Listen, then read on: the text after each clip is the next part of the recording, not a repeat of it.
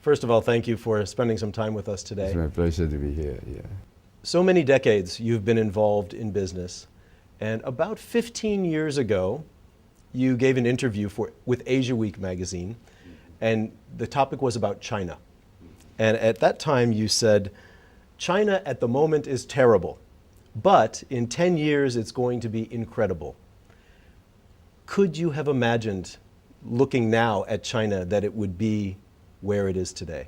我自己本身呢很有信心说，中国呢，因为基本这个建设已经这个完善了，所以中国未来的经济呢，肯定的一直在成长。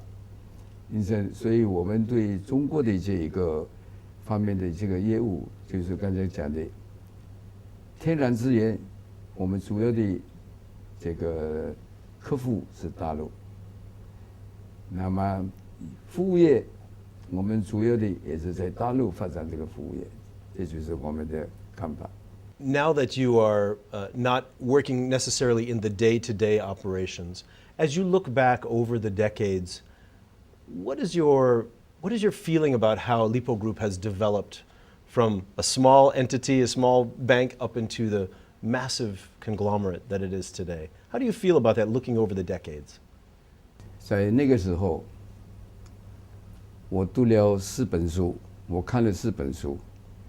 第一本是《Future Shock》，第二本书是《The Third Wave》，这是 Alvin Toffler 写的书。3年以后，我再看了一本这个 Future， 不是 Mega Trend， 这是 John Naisbitt 写的。然后1979年，我再看了一本书，叫做Post-Capitalism Society， 这是 Peter Drucker 写的书。这4本书呢是讲到 globalization， 经济全球化。所以在这种情况之下呢，我在想用什么办法呢，我们能够进入到这个业务的全球化。所以那个时候呢，我就聘请了86位的美国人来帮我们做事情。所以这个是人力资源的全球化。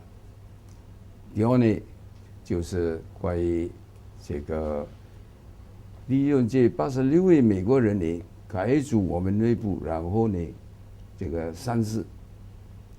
所以这个最后呢，我们的资本就全球化。然后用这些外国人呢，向外面扩展我们的业务，这是业务的全球化。我想这是我们这个力宝里面最大的一个突破的一个时机。This idea of family businesses and family-run businesses is quite an important one, especially in Asia. Over the past 10 or 15 years, there has been a shift in many of these businesses from the first generation now to the second or the third generation. Yes. How much of a concern was that for you as you were starting to think about succession?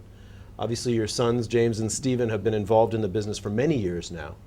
But what was your thinking about that, and how do you view that succession now? 讲到这个继承人，我们怎样子这个培养我们的下一代的这个继承人？这里面有一个定义，这个原则，就是不是把我们权利呢转移给下一代，而是让下一代呢有没有机会呢，让他自己把自己建立他自己的团队，这是继承人成功不成功的关键问题。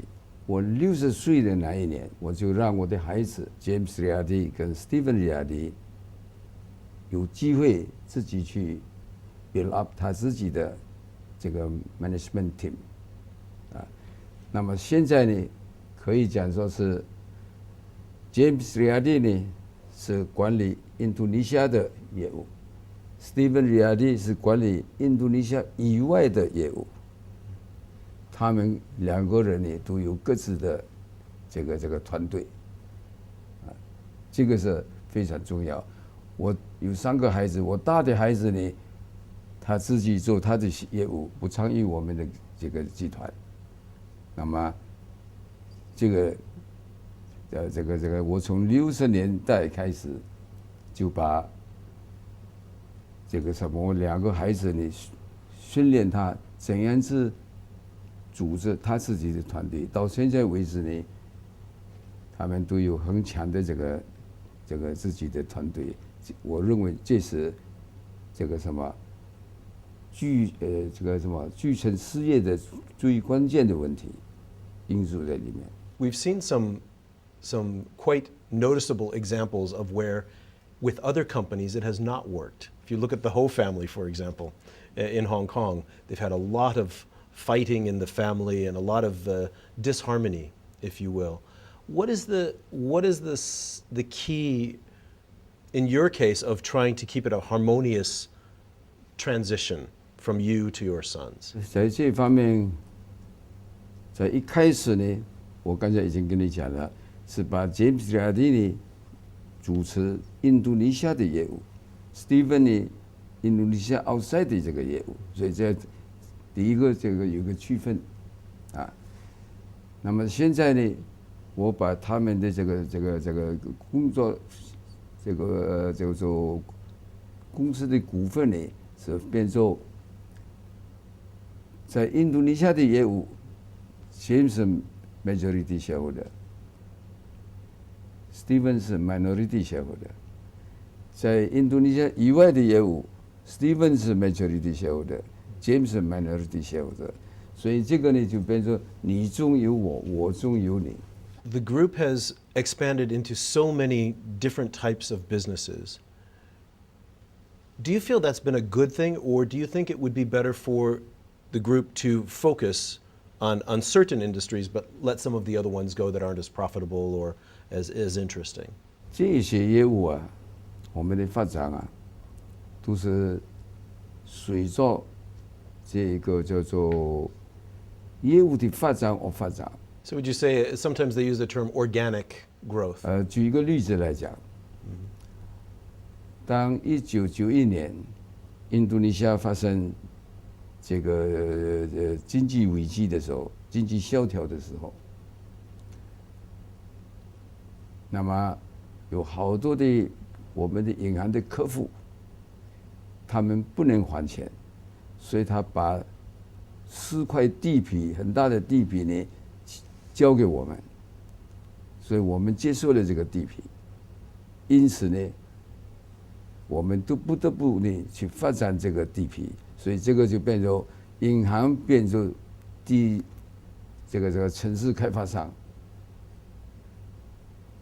所以从银行 banking business 再发展到这个 urban development business， 这个是这么来的。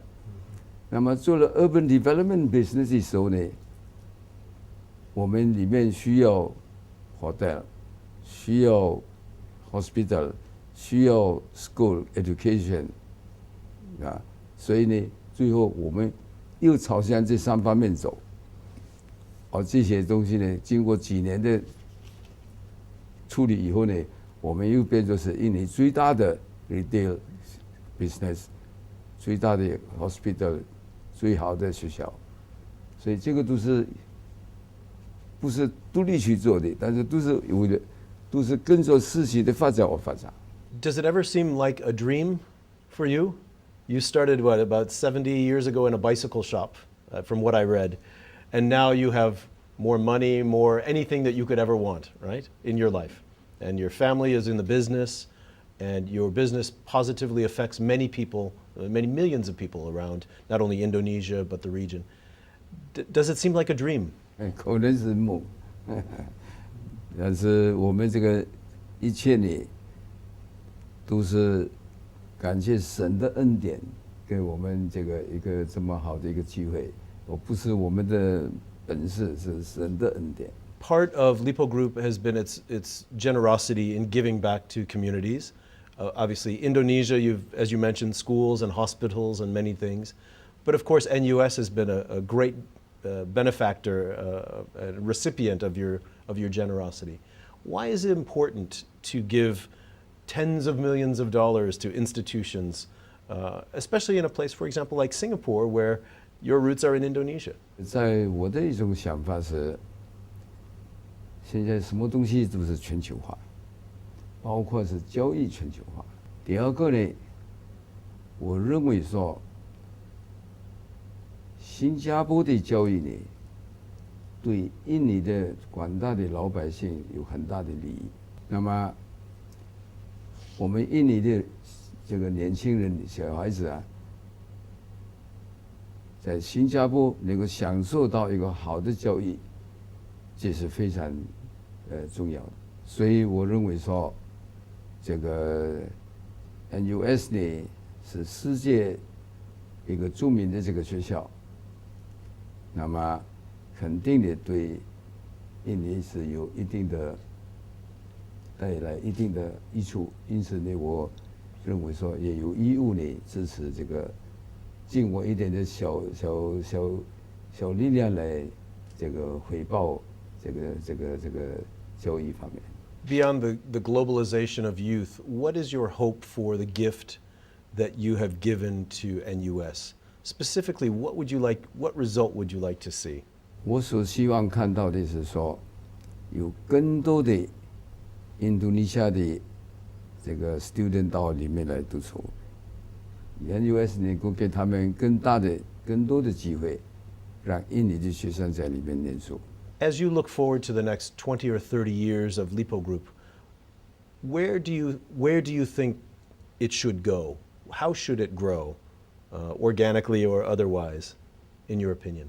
印度尼西亚跟印度与其他的国家呢，经济也发展得很好。所以呢，假如说我们再加上所谓叫做那个BRIC 的这个国家经济的发展，那么我相信目前在世界上呢，起码有6亿的中产阶级的人口。